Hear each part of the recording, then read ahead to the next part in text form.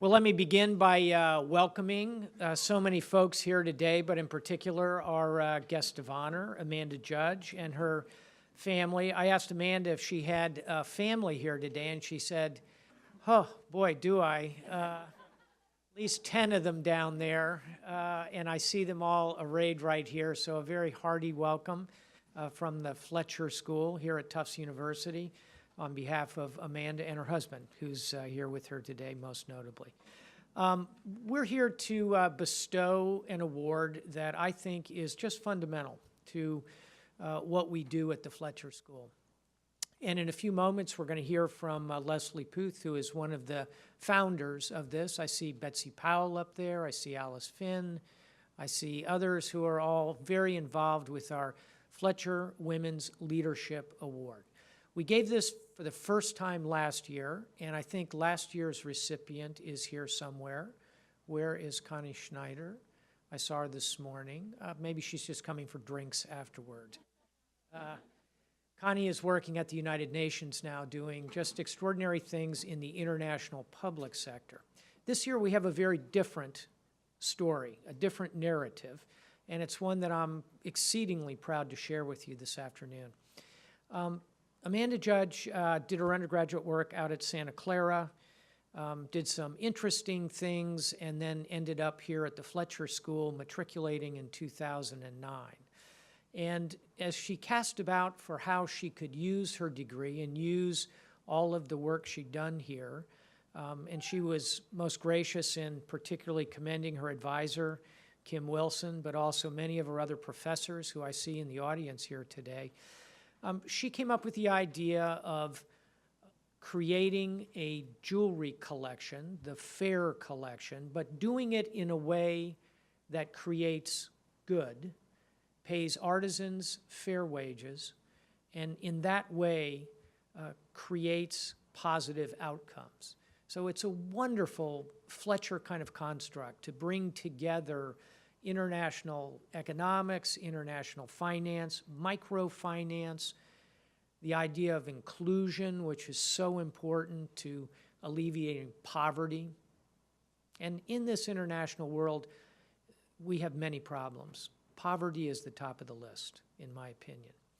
And so, armed with her wonderful knowledge of Spanish and a sense of where can I go to begin to create this jewelry collection, she ended by going to Ecuador, where she centered this collection, and has taken a $10,000, and forgive me for using numbers, but this is the business world, a $10,000 start, and she's built $1 million business out of it.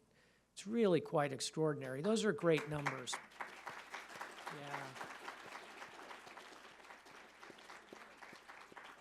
But I'm sure the numbers in her head are the 100 artisans, largely women, I suspect, in Ecuador, who are paid a fair wage every day, who have the ability, therefore, to educate their children, who can lift themselves out of poverty by multiplying the effect of that $10,000. 100 of them today, there'll be more. And it is a remarkable story. It's not a unique story. There are other people, other entities, other corporations doing it, but this is our story at the Fletcher School. And Amanda, we could not be more proud of you. Amanda, as you probably noticed, is 8 months pregnant and continuing to work hard from upstate New York, where she and her husband have recently moved. And I just think that's going to be a very lucky baby coming into that family, because it's a family that every day lives the ideals of the international world with humility and compassion and success. Congratulations. Join me in a round of applause for Amanda Judge.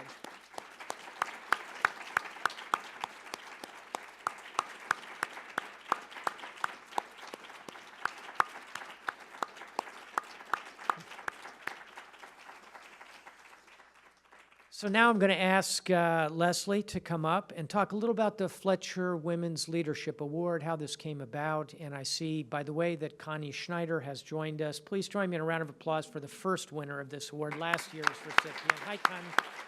Great to see you. Leslie.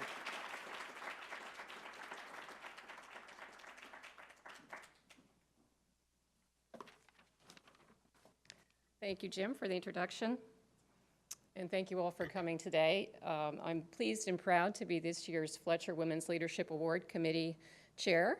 The Fletcher Women's Leadership Award was created in 2014, so this is the second annual event. It was established by the Initiative for Women in International Leadership, and that was a task force founded in 2011 by the Fletcher Board of Advisors. The IWIL, as it's known, was founded to support and promote Fletcher women in the alumni community around the world, whether in the public, private, or not-for-profit sector, who are demonstrating leadership in their chosen field in keeping with the school's mission. The Fletcher Women's Leadership Award is one of those endeavors, started by IWIL. The committee is made up of members of faculty, administration, alumni, board, and current students. And the goal of the committee is to recognize and celebrate a mid-career Fletcher alumna who is working in an international capacity and who is demonstrating notable leadership qualities. The purpose of the award is threefold. We hope to shine a light on great alumni for the benefit of the entire Fletcher community. We hope that this award recognition boosts the visibility of the recipient and that it's an accolade and a credential that will help her as she progresses in her career. And it's a data point. It shows that we have recognized her leadership and that others recognize the leadership that she is going to show the world. The committee this summer in 2014 reached out to the Fletcher community to ask for submissions for nominations for this award. We received over 20 very compelling and strong nominations. We spent several weeks reviewing them individually, and then as a committee we got together in October and spent a day to deliberate. At the end of the day, the choice was clear that Amanda Judge should be this year's recipient. I know Amanda's going to tell her story shortly and share with us the trials and tribulations of founding and running a company like this, but I want to tell you in brief what stood out to the committee. Amanda's tenacity, her creativity, and her courage. She identified a social problem that she realized was best addressed by employing market principles. She figured out how to create value in supply chains in countries like Ecuador, so that they could produce jewelry and accessories in these small villages that had very little opportunity and retain more of the revenue in those communities. Amanda leveraged relationships with the Fletcher Network. She sought guidance from professors while she was still a student and envisioned this company, and they helped with her envisioning it and getting it off the ground. And Amanda was also one of the first students to receive an Empower grant. This is a grant given by the Institute for Global Leadership at Tufts to students who are pursuing something in the social enterprise field. Amanda also provided opportunities for other Fletcher students to seek and receive Empower grants because she asked for help that they do internships in the summer to do some research and impact evaluation on the effects that her company was having in the local communities. Amanda has been able to simultaneously build a brand name fashion company that by all measures is quite successful in a field that is extremely competitive. At the same time, she's continued to focus on ways to promote the holistic health of the communities that make the products sold by the Faire Collection. In other words, Amanda's not content with just running a company that generates over $1 million in sales each year and employs many, many artisans.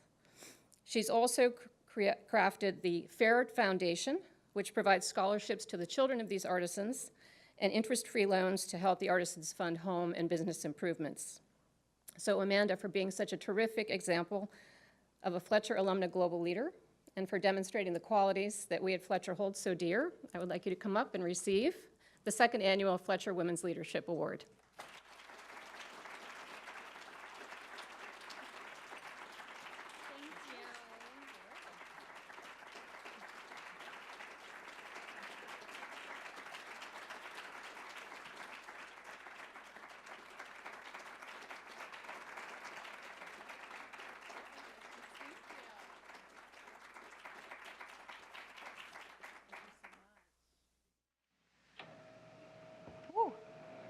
Thank you guys all for having me here. This is so exciting.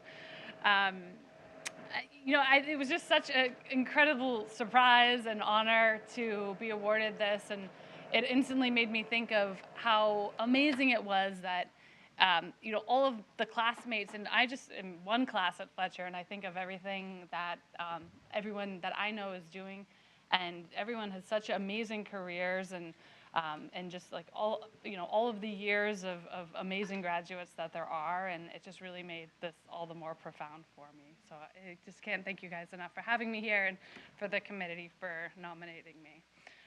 And it gave me a really good excuse to get out of the house too, because being 8 months pregnant, I'm getting a little bored with myself, so this is really exciting too.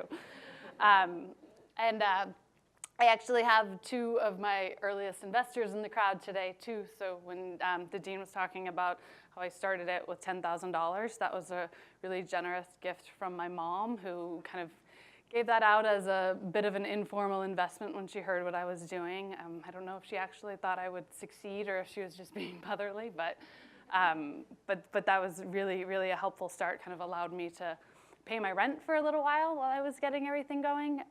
And then my grandfather also came on board about a year into it, once he kind of saw that this actually was a real business, and I think probably somewhat altruistic too, but kind of I had proven myself a bit at that point. So that's kind of how the things got started there. So I think today I'm going to give you guys a little bit of a background on kind of how I started the company and the role that Fletcher played in that. And then Kim and I are going to have a little chat up here in these nice, comfy, pregnant lady-friendly chairs. For the talk, I'll focus mostly on the professional side of things, but if people do have questions on the personal side, I'm happy to answer that too. It's definitely an interesting time in my life, I think, when personal and professional meld. And I think that's really true for a lot of Fletcher careers in general. We tend to have these all-encompassing careers where you're either working overseas or whatever you're doing, there's not this sort of clear line between personal and professional work. And I think that's what makes this school really interesting too, and kind of breeds really interesting people. So basically when I started the company, and this was 2008, and I had one semester of school left. I was a Januarian, so I was a little off schedule from most of the Fletcher. And I wanted to do some research for an organization that would actually have some practical implications. So I approached Finca, which is a microfinance company that I had worked with before Fletcher. And I asked them if there was a country in Latin America that they could send me to, and I would do some research for them. And then at the same time, I would also do research for my master's thesis, which I was thinking would be on poverty reduction strategies in rural communities, and trying to come up with, if an organization was to come into these communities, what would be the best thing for them to do to sustainably bring themselves out of poverty. Sort of no preconceived notions of what should be done, no sort of mandate or anything like that, but more just really broad strokes. And kind of went down there with a pretty open mind, and thought I would do that. So Ecuador ended up being a bit of a gamble. They just put me there, and I said, okay, this is where I'm going to be. So I started that by really doing very basic field work. While I was working for Finca, I wasn't necessarily working out of an office, and I didn't really have much support in country there. So I would get up in the morning, and I'd put my hiking boots on, and I'd either take the bus or hitchhike or walk, or sometimes get a horse ride a little bit up the hills into the mountains in rural Ecuador. And I'd go and I'd try to find the elder of the community to ask them if it's okay if I start interviewing some of the people around the areas there. And then I would just talk to them. And I was doing a lot of asking about the different income streams that these households had. Where are they getting their money from? Who's bringing in money to the households? What was their strongest sources of income? And what I found was that most of the men were working in things like carpentry or small-scale agriculture. And a lot of the women were maybe also doing some farming work, but also in the area we were in, it was a lot of embroidery, artisan work, creating jewelry. And so for all of these different sectors, I was asking really detailed questions. So for the people that were making furniture, I was asking them, where do they get their wood? How much do they pay for their wood? How much time does it take them to make a table? Where do they go to sell that table? Who sells it after them? Do they selling to the final consumer? Like, what's that market looking like? I gained a lot of really interesting information in that process, and my kind of idea by asking all these very detailed questions was, is there anything I can kind of glean that's not happening as efficiently as maybe it should? And I was just having a blast kind of being out there and getting to know a different culture and different people that I had never really come in contact with before, and loving every second of it. And what I realized, one of the things really stuck out to me was that the artisans that I was talking with, they often were not valuing their input, like the inputs into the product correctly, so that they would sometimes be selling products at a loss. So not only do you have these really poor households that are living on $1 or $2 a day for 5 to 7 people, but then you have this one income stream, people working really hard to bring income in, and you have one that's actually sometimes taking away from the household. And that would happen because you'd walk in and they would have big piles of embroidered napkins around. And middlemen would come to them and say, hey, I'll give you $5 for all of your napkins. And they'd need the $5 at that point, no matter how much it costs for them to actually make those napkins in the first place. And they would just sell it. So it's not that they always didn't know. Sometimes there were cases where they just didn't know, but some cases they knew, but there was nothing they could do about it. So immediately when I looked at all these different markets, I realized I couldn't figure out anything to help improve efficiency in agriculture or in furniture making or carpentry. But right away from the artisan track, I saw something huge that could be done.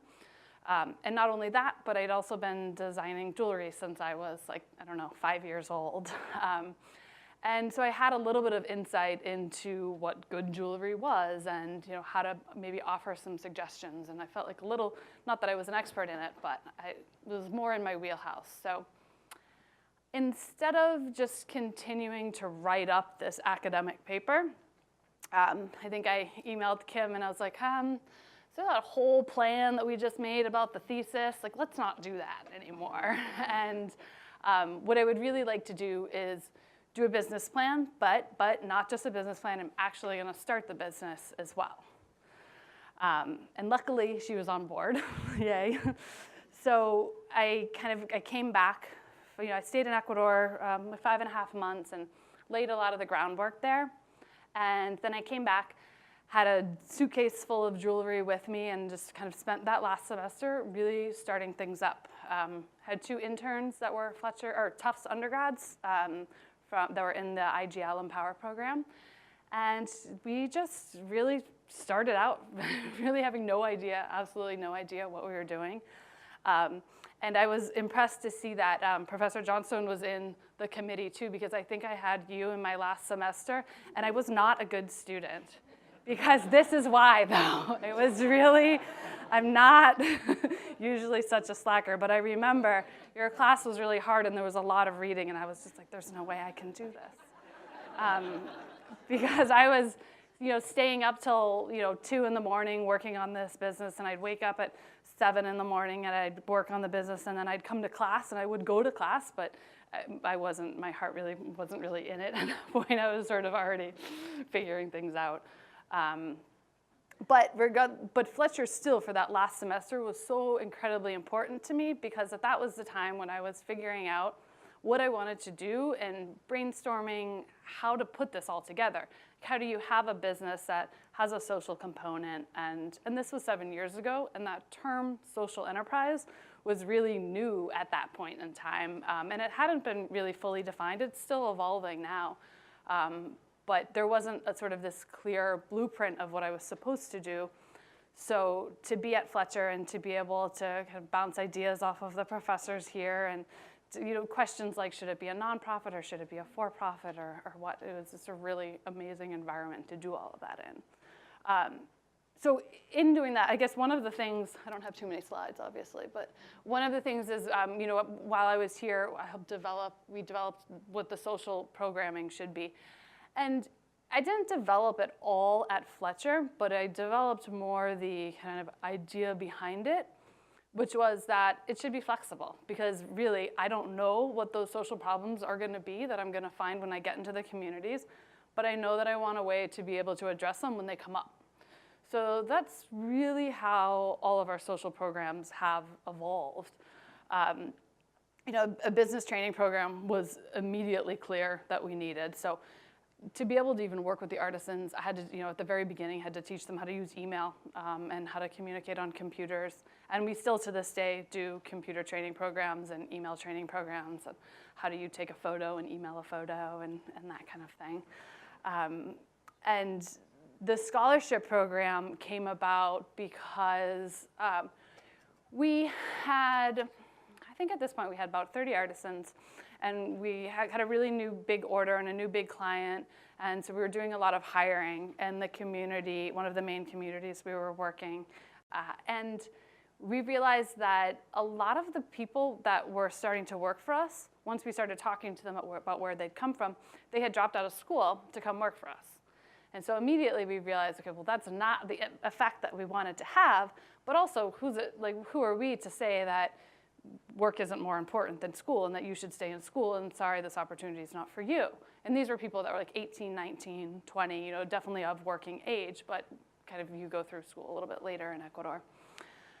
So immediately we're like, okay, what can we do to address that? So we decided that we would come up with the scholarship program. So we would say, okay, we will pay for all of your schooling and plus a little bit extra. And then you can work for us either at night or on the weekends or vice versa. There's some flexible school options in Ecuador too. So that's how that one started. And there's no interest loans. That started too because an artisan kind of came to us and said, hey, I want to buy this plot of land next to my house, and I'm going to use it for kind of organic vegetable farming, and would you mind lending the money? And I said, well, let me take a look at how many orders we think we're going to be giving you over the next year or so, and as long as that kind of supports how much you're asking for, then sure, why not? And then we kind of got more requests like that, so we started to formalize that program a little bit more. So it all just, the ideas kind of came out of necessity, really, and I think that's an important thing. But what I'm really proud of about the organization anyway is that we don't really have a mandate to do one thing, and we're small enough at this point where we can be flexible in our programming too. So if we do disaster relief too, which isn't up here, but we can define disasters pretty broadly. Such as like medical emergencies or house getting washed out in a flood or any number of things. And a lot of times it's not that we have a ton of funds into our social programming, and maybe we just need to do some fundraising if something does come up, and we keep it flexible like that. So I think that's kind of the social programming anyway. So one of the things I think is important to note about this is when I started the company, I was really creating a job for myself as well as for all these artisans. I mean, this was the 2008. Things in the economy were not really going all that well. I had just previously done an internship for UNICEF and decided I didn't really want to go the UN track that I thought I did. So I wasn't really sure what to do. But I loved traveling, and I loved design, and I loved just talking with artisans. That was the best part of that summer. And so I thought, what if I can just kind of do this forever, like hang out in artisan markets around the world? This would be really cool. And so there was some self-serving motivation there, and I think that's probably why I've been doing this for 7 years. Because I think if you want to start something, but it's all altruistic, I think we can always be altruistic for a portion of the time and a portion of our life, and we should be. But if you're looking to start something really long-term, then there has to be something in it for you. And it might not be a massive salary, but at least a really enjoyable job. And I think that's really important. So I'll go through a little bit. I have these sort of like 5 reasons that, I didn't go through this. This is just to give you guys some ideas of some of the work that we do more on the corporate side. Our jewelry has been sold in like thousands of locations around the world. And we've worked with a lot of mainstream retailers in the US, and we've been the first fair trade company to work with most of these retailers also. So we've kind of been able to pave the way and sort of show their compliance teams how you can work with a fair trade company, because just how we define everything is different. So when their compliance teams are asking us questions, it's not how they're used to hearing the answers. So kind of being able to do that is a great thing. So we did some projects for Anthropology, J. Jill, Calypso St. Bart, which is one of my favorite stores. So here, these are kind of 5 reasons Reality Rex Ideals. And I'm sort of tweaking these all the time, and I think this is just kind of funny. It's like you have this idea in your head of what it's going to be like to start a company, and some of it works out and some of it totally doesn't work out. So one thing is that you will definitely run out of money at some point. And I think the real key there is to know when. Even if you're running a really successful company, like the time you have money coming in versus when you need to pay for things, it just doesn't always match up. Maybe even more so the longer you're in business too. That part does not get any easier. And so financial planning and cash flow management has been incredibly crucial and important. And I think I didn't really realize that part of it when I was at Fletcher. I kind of thought, well, if you're successful, then you have the money to do it. But it doesn't, even you can be successful and still not have the cash to do it. So really good planning to know when that's going to happen is really crucial.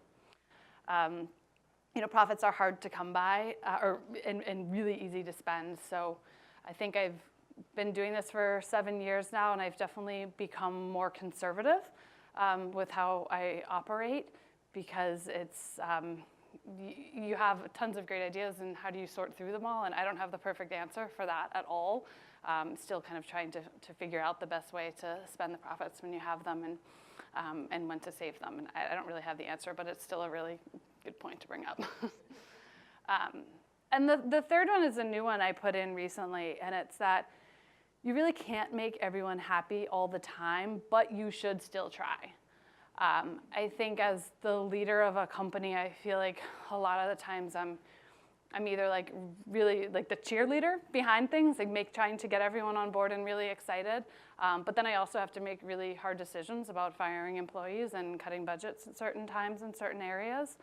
And I think one of the things, since this is a leadership award, being at kind of the helm of a company, even if it's a smaller company, worldwide we have like 20 employees, and that includes Ecuador. It's that when you make a decision that you have to make decisions that people are not going to like, and you have to be really thick-skinned about that, and it's going to suck. But at the same time, that doesn't mean that you just stick to your decision and say, this is what we got to do and move on. You need to be really diplomatic about it, and you need to, even though the decision's really hard, you need to think about how that impacts all of your employees or the beneficiaries, and do your best to get them on board, if not that day, at least maybe the next month, or so it's a continual process of kind of being a cheerleader, yes. So I think that's one.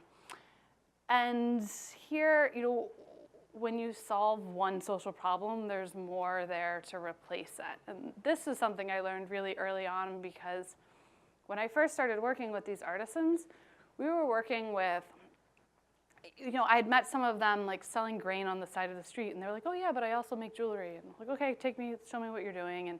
But they were like literally starving, or like they wouldn't be eating so they could feed their families. I mean, there was a lot of really desperate situations. So it only took about 6 months of working with them before, they were eating chicken, they were eating fish, their health had totally improved, their kids had kind of like glossier hair again, and there was all these really amazing, really fast improvements. And even then the next year, from there, the artisans went from, okay, they didn't used to have bathrooms in their houses. Now they have bathrooms. They used to sleep on straw mats. Now they have beds and mattresses and cars. And like all of these really crazy changes just happened really quickly in, maybe the first 3 years. And then after that, though, but once your basic needs are met, what else do you do? Like, what are the other issues that you're facing? And there's always more issues, and our social programming is always changing to adapt to that, too. And I think that's one of the most interesting things to me. You're never quite done. You're not like, okay, good, food on the table, the job's done, but how can you have that effect with more people? Certainly, but still, how are you still supporting the kind of core group of artisans that we have and helping them progress even further in their life.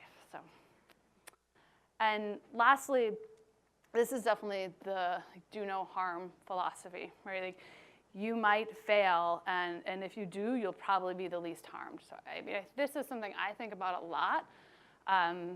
There's a lot of other things that I could be doing, and I could probably get paid a lot more money to do them. Or maybe the business, I just keep running the business and maybe it will fail at some point. But either way, there's outs that I have, and I probably will be just fine if that happens. But what will happen to all the artisans that I've been working with for all this time? And I do think about this really constantly. And so what we try to do is we try to set up some safety nets, and there's some things, and we can talk more about this if people are interested, but that we do just to ensure that they, if not as good as, if they're not as well off as they are now, that they're still pretty well off, or at least, better off at the end of the day. So I think that's a really crucial thing to think about. So I think the last point here, and then Kim can help me take a break from talking. In social enterprises, I mean, basically you can run it however you want, but what I found is a couple sort of internal guidelines are really helpful. For one, to let the employees know this is how things are, these are the things that we adhere to, and when you're forced with important decisions to kind of be able to come back to them. So one of them is, don't maximize profits at the expense of your social mission, but do keep profitability a priority. So when I think about that, I think, okay, if we're having a great year, and then we're going to be profitable at the end of the year, and we could provide this extra social good. And what that's going to mean to us is just giving up some of the profits of the company. Then yes, that's something that we want to do. And we don't have a set percent that we give back each year. It's more flexible than that. And even some years, honestly, if things are not going well, we still do some of we still do a lot of those social programs.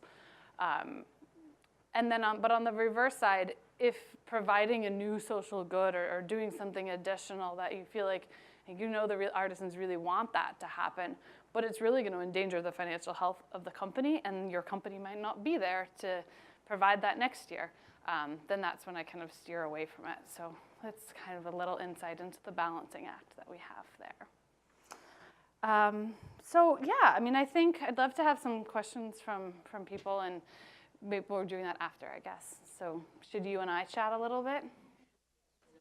Okay. Thank you, guys.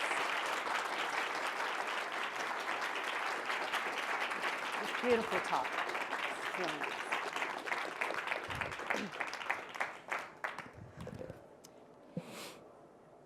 Let's go up. Oh, yeah.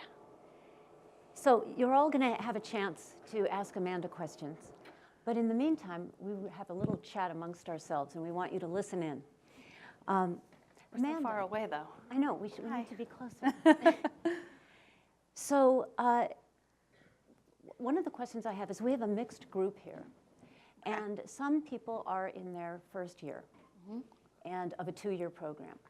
And they're budding entrepreneurs. I know because I see them in office hours.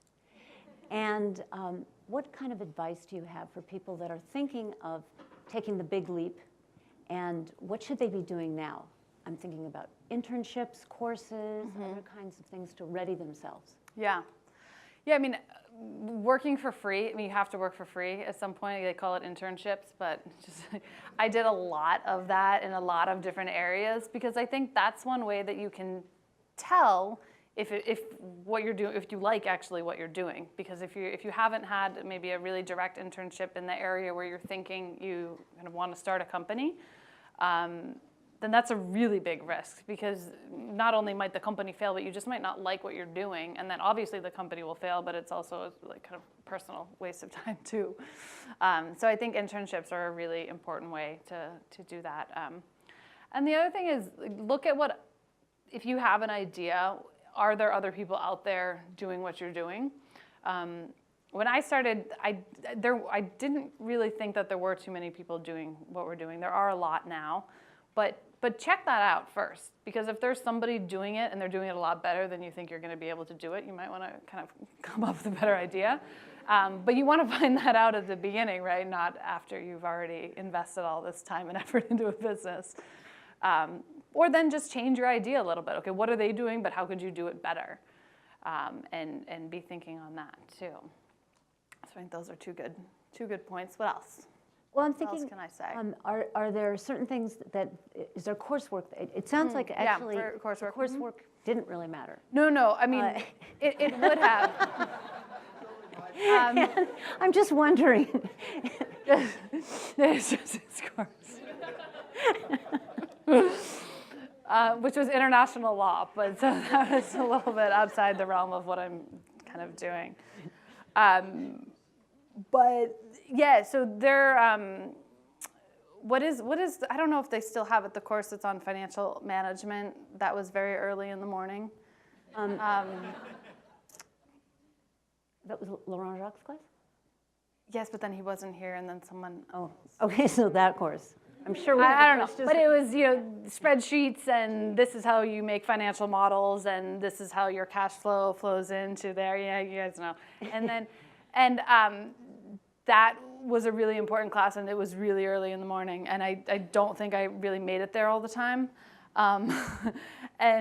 And I remember thinking back and having my classmates who were in that with me, like Rochelle and Daisuke and all those guys, and they were saying, and at the end I was like, I don't know how to, this cash flow's not matching, my balance sheet's all off, and they were like, well, you mean, did you went to class? And I was like, oh, I wasn't really paying attention during that one. So they helped me out a lot, but I think classes like that were really important, and at least the fact that I knew that those things like existed, and then and I had the good friends that had done it, and so those guys, my colleagues in class really helped me get that first financial projection and everything operating well in Excel, and it cracks me up when I look at it today. It's still formatted like Daisuke's homework in that one was, because mine was such a mess I couldn't use it, so I had to use his.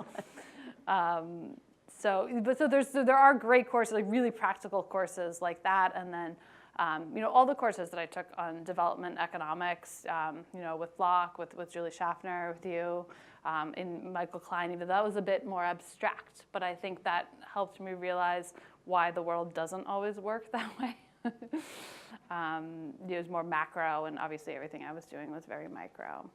But And there are others in this audience now are thinking about, they're going to be graduating soon. So it's a different group. They're not worried about the courses. They're on their last semester. The die is cast, but they're toying with the idea of being entrepreneurs. great. And in fact, we have a new entrepreneurial coach among us who we will introduce you to. Yeah. So my question for you is, all right, it's the day after graduation. Mm-hmm. What do they do? Like recover from the hangover, and then what do you do? Yeah. So I think what I didn't do and what I probably should have done is seek out some really good advisors who were working in that field. And I think I should have done that. It would have made things a little bit easier. And I think nowadays with the community around entrepreneurship and social entrepreneurship, there are so many more resources available now, right, than when I was starting. Or did I just not know about them? I don't know. There's more now, right? Okay, good. Yeah. So I think those taking advantage of all of those resources would have been really helpful for me, and I think definitely for people now, because you can just bounce ideas off and get some really good direction and connections. And I really didn't have many connections when I started, and so that was one of the hardest kind of parts for me. So taking advantage of all of that, I think, would be really crucial. And so speaking of connections, it sounded like we had the pleasure of having you in this morning's class. Yeah. That the Fletcher Network was helpful. Yeah. And if you could just maybe give us a couple of examples of how that network was useful to you. Yeah, and I think, certainly my colleagues from Fletcher are all, incredibly much smarter than I am, and just really, I think, spectacular individuals. And so, I was able to draw on them for a lot of things, like on the financial side, like how do I set up the first financials of the company, even though I had worked as an accountant before, so I understood how money flowed through, but a little bit differently when you're actually setting everything up.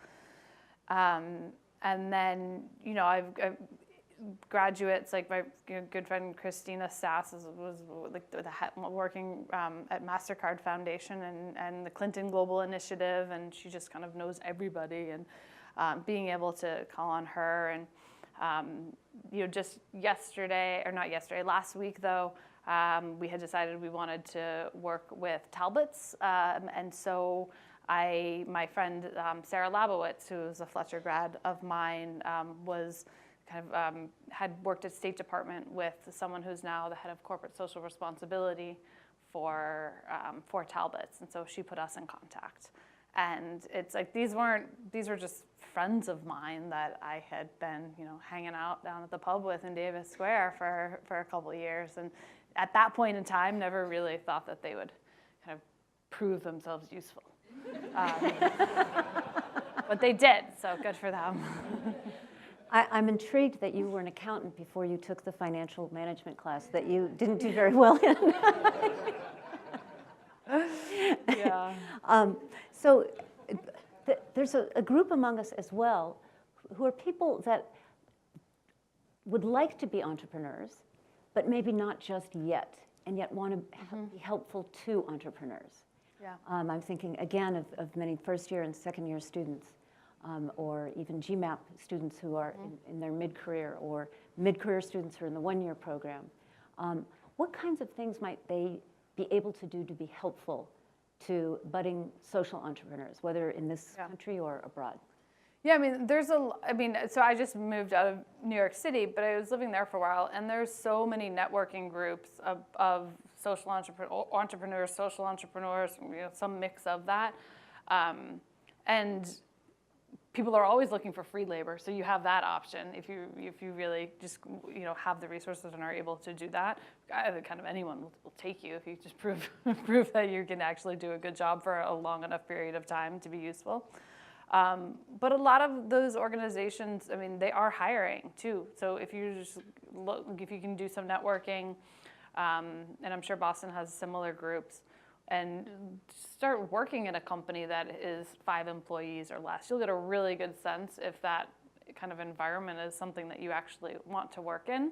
And you'll also get exposed to so many different aspects as opposed to working in a larger corporation, that I think it could be really useful to just kind of apply for any sort of job or internship, even if it's not exactly your track. At least getting inside of a smaller company will give you exposure to how they're run. It's definitely very different than working for a corporation, for sure, and not for everyone. So, I'm wondering. I was looking at your beautiful slides, and the photos were outstanding, and not only the product was beautiful, but the models were beautiful, and the design of the promotion was gorgeous. And yet when one thinks of sort of a green type of business, which yours is, we don't think of that. We think of recycled things, and clearly you've made a decision to do things differently than our expectations would be. And what drove that? Yeah, once I got into it a little bit, I had this idea that I really wanted to bring fair trade into the mainstream, because I loved the ideas behind it, and I wanted to find a way that the artisans could actually have a long-standing work out of it, not just from me, but from other companies too. But I kind of thought, well, to do that, we really need to meld more with the mainstream fashion industry, that we can't just kind of keep promoting fair trade as its own type of thing, but we need to kind of cross into mainstream fashion. So, you know, we get models from Ford Modeling Agency. You know, we have great graphic designers. We hire professional photographers to come to Ecuador with us, or at this point, actually, we've got good local resources in Ecuador, which does make it better. But you just kind of operate as if kind of a regular accessory company would in the fashion industry, and not necessarily how a fair trade company would, as far as the marketing and promotional materials go. You mentioned you've expanded beyond Ecuador, and I was wondering what drove that expansion? And again, you shared some of that this morning with the class, but I think the audience would care because it's, and in that process, you shifted brands to reflect this global growth path, expansion, I guess, if you will, in terms of your production. Yeah, we used to be called Andean Collection, and that's actually still the name of the production arm of our company in Ecuador, but now it's Faire Collection here in the US. And we had been working with, you know, in bullhorn, which is like some of these bracelet and the necklace that I'm wearing, in Ecuador, and I really loved the material, but the quality just wasn't quite there, and it was a bit of a disaster. So in the back of my head, I was thinking, okay, well, where else in the world can we go to work with that material?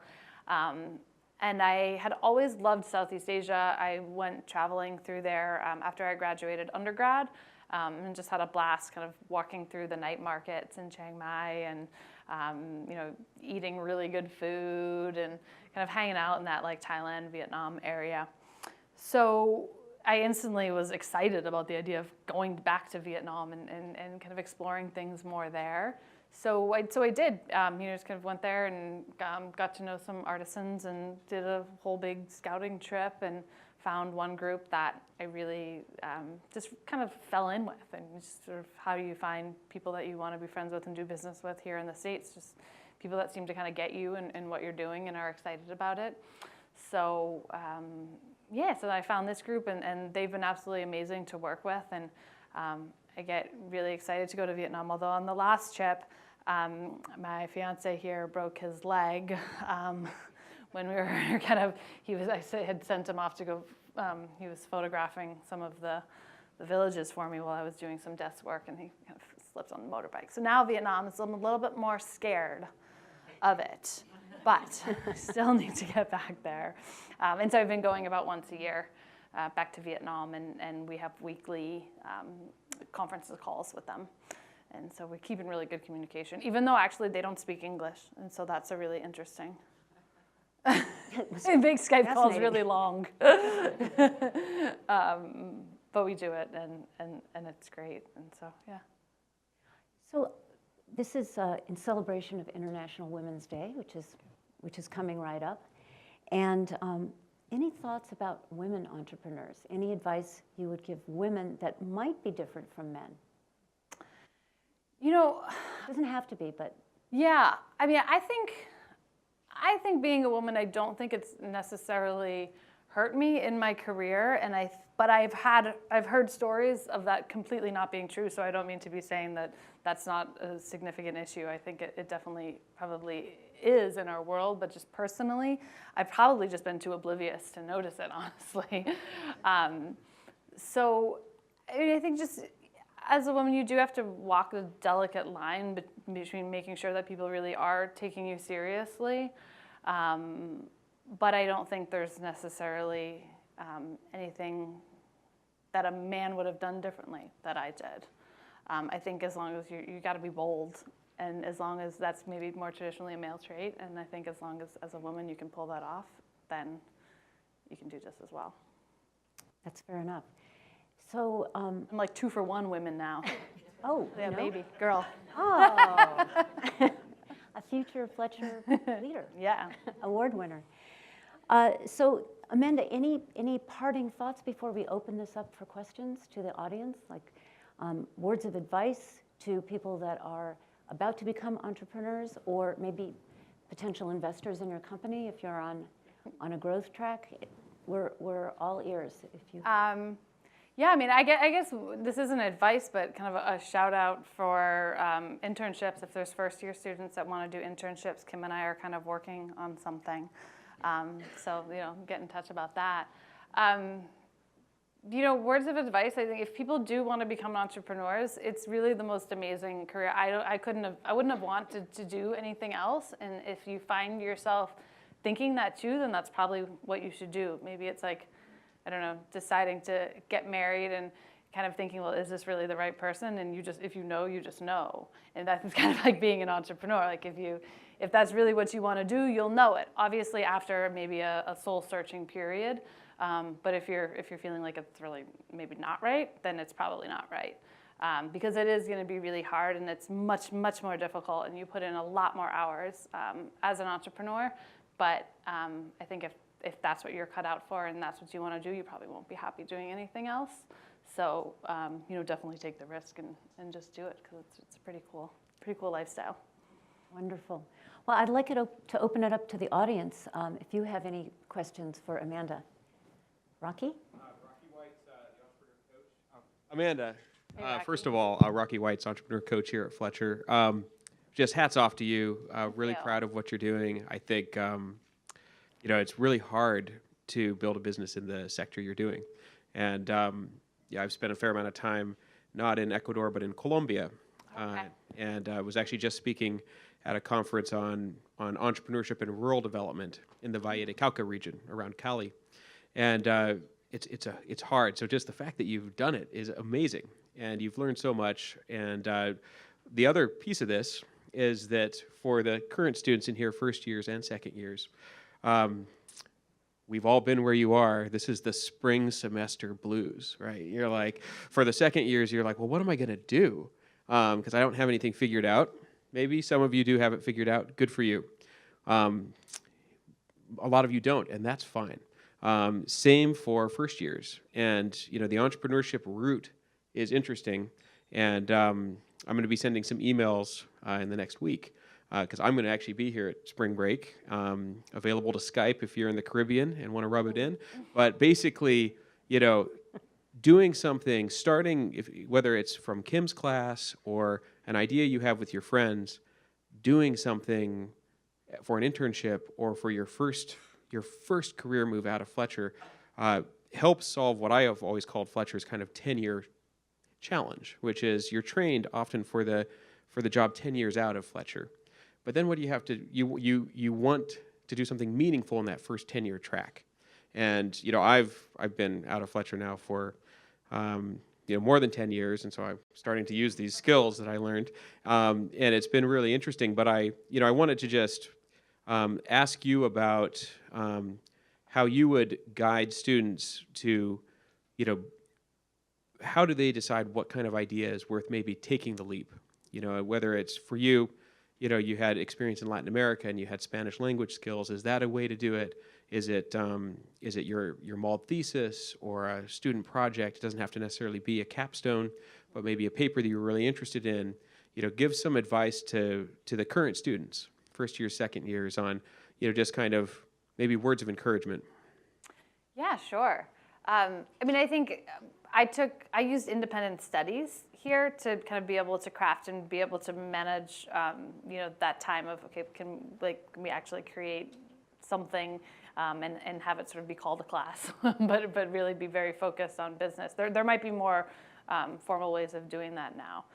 But so that and combined with the thesis, even though I didn't set out to write a business plan, I did set out I wanted my thesis to be really practical and have some use beyond, just an academic paper. And so I think that's a great exercise to go through, even if you don't end up doing it, but it's a way you can kind of hash out some ideas and think on that and use those resources that are available to you here. Great. Yes, you. Hi, I'm Alice Finn. I'm on the Fletcher Board of Advisors and just really enjoyed your talk, and what you're doing is amazing. And my question is, to what extent going forward do you have a strategic plan versus are you just being opportunistic? And then secondly, how can we help you take it to the next level? Yeah, it's a combination. You got to have some kind of plan, otherwise you're just sort of floundering. But I also feel like a lot of times the plans change very, very quickly. So like, well, we try to start out each year with some sort of strategic plan, and our sort of strategic plan for this year is to actually not grow, but to take a step back and say, okay, well, let's not go and explore too many new countries. Let's really focus on the countries that we're working in and the ones that seem to be most successful, and figure out how to really like grow and create each model within that country. And that's kind of what sets our company apart from other fair trade companies, is that we do all of that work on the ground. And that part is really important to us. We're not just partnering with people there. So as far as, so I guess that's kind of our strategic plan for now is, let's just take a step back and make sure everything we're doing is going really well. But then you also, if opportunities come up and you meet someone and they've got some really cool product to show you from a different country, and then maybe we'll just do that. So you got to keep some flexibility in there certainly as well. And as far as what people can do to help, if you're at Fletcher and you want to come intern with us, you can talk to Kim and I about this survey project that we're working on this summer. If you really know e-commerce marketing and want to just work for free for me and help me improve our web sales, like definitely come on board and do that. And we do take interns and volunteers abroad also for a variety of different things, as well as in our New York office. If you want to donate to our scholarship program, we don't do a ton of fundraising for that, but we generally send out a couple emails at the beginning of the year asking people to do that, and that's a program that's really important to me, and I'd love to keep doing that. And if you want to work for free and help us build that program and fundraise for it, you can do that too. So You're open. they asked, so I don't know. You gotta say it, right? Your question reminded me of your capstone, or we called it thesis then, was due in December, if I'm not mistaken. And I saw you a few months later. You were still on campus, and you came into my office, and her capstone was the business plan, the strategic plan for the Andean collection. And I remember you going, "Oh, what's this?" And I said, "That's your capstone that you gave me." And you went, "Oh, it's completely changed. Nothing's the same." And so we ceremoniously put it in the wastebasket. so much for the life of a strategic plan. Yeah. I saw a hand up in the back. Yeah, you. Thank you. Hi, I'm a second-year student here. My name is Anisha. Firstly, congratulations and thank you for being here. It's always a pleasure to have disarming and candid speakers tell us about their experiences.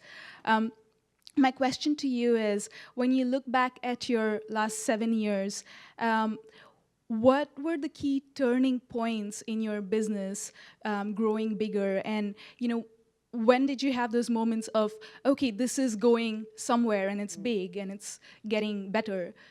And along with that, did you have moments where you thought, okay, I don't know what's happening, I'm going to give this up and maybe try something else? Mm-hmm. So if you had any of those moments, it would be great to hear about it.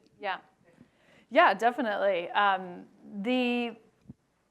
the beginning, getting through sort of the first year was really important for me. And I had worked by myself for the first year and then was able to hire my first kind of like 1.5 employees, I guess, at the end of that first year.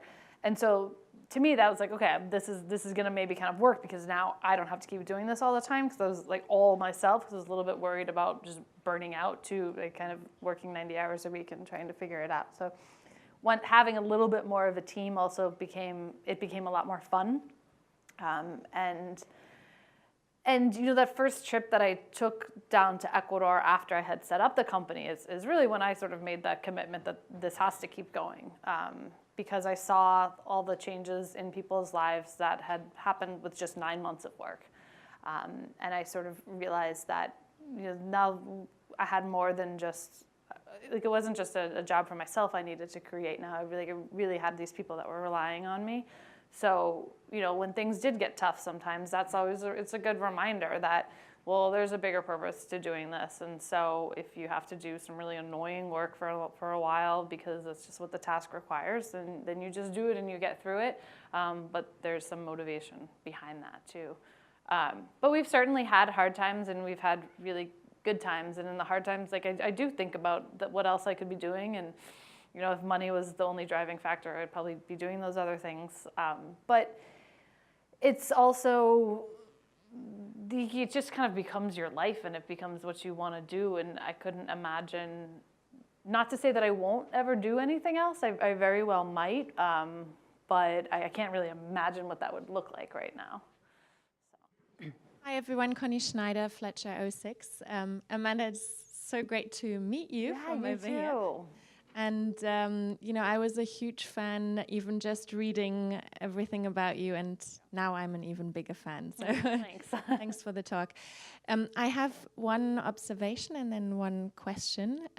So first of all, I just wanted to say I was really struck by what you said about if you fail for you, you know, it's one failure, but for everyone else, it can be such a bigger thing. And I think that's a really important insight that maybe not everyone has. So I'm grateful that you shared that.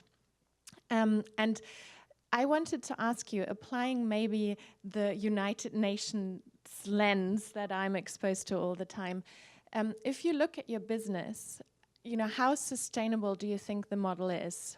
Or let me ask the question the other way around. If you know, God forbid, would drop out of the business tomorrow, what would happen to it and what would happen to the artisans? Yeah, I mean, if it's me personally removed from it and the company's still existing, I have great support and kind of two women that have been working with me since day one who could run the company. So I don't know that I'm necessarily the key, although I hope I add some value or something.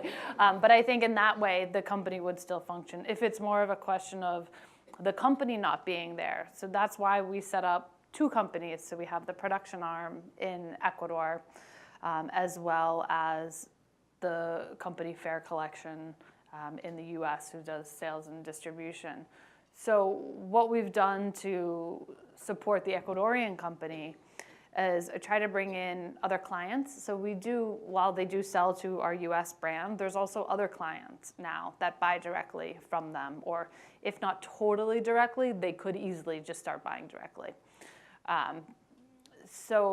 And then we've also set things up where some of our no-interest loans have gone to allowing people to open storefronts in the towns where we work. So we might not be their only source of income.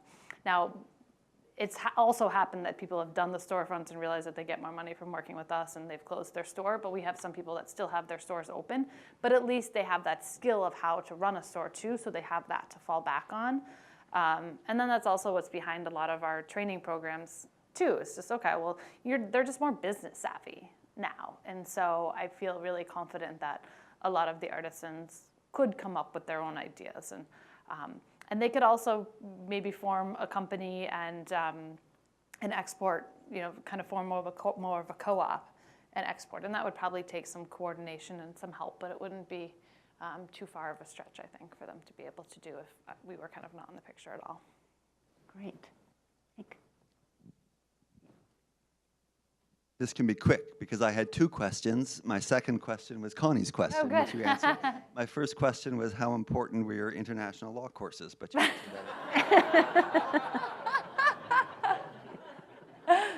that.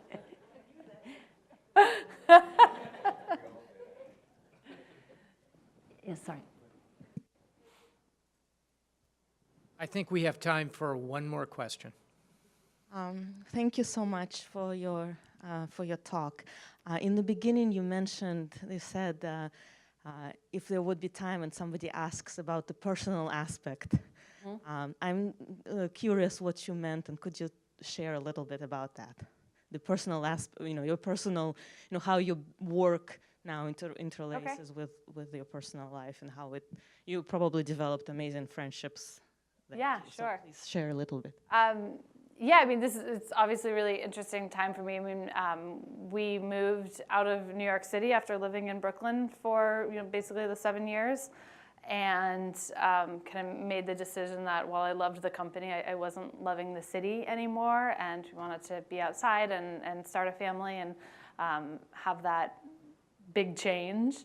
But still keep the intellectual curiosities and still be running the business and figure out if there's just a different way to do it. So another thing about kind of moving out of Brooklyn that's been really interesting is that your personal and your professional life is more blurred. So, Chris and I work together on things now where we would have never in Brooklyn.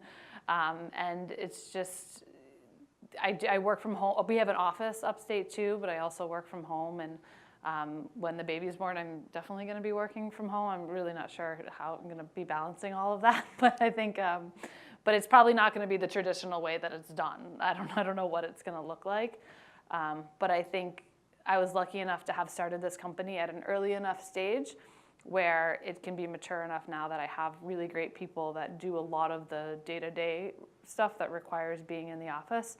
And at this point, I have the relationships and the network so that I can do things through Skype. Whereas I think at the beginning, you don't want to just start off that way. You need to be in front of people and building those relationships. But I think to upkeep them and to build new ones, you can do it through the internet and Skype and all of that. And so that's my hope anyway. We'll see. Well, I think that's a fabulous note to close on, is this merger of the personal and the public, because I think in a certain sense that's really what you've accomplished so beautifully, Amanda. I've spent my life thinking about leadership, and it is often said that a leader is a dealer in hope. A leader is a dealer in hope. When I see you and what you are doing, it gives me great hope for our world. Ladies and gentlemen, our winner.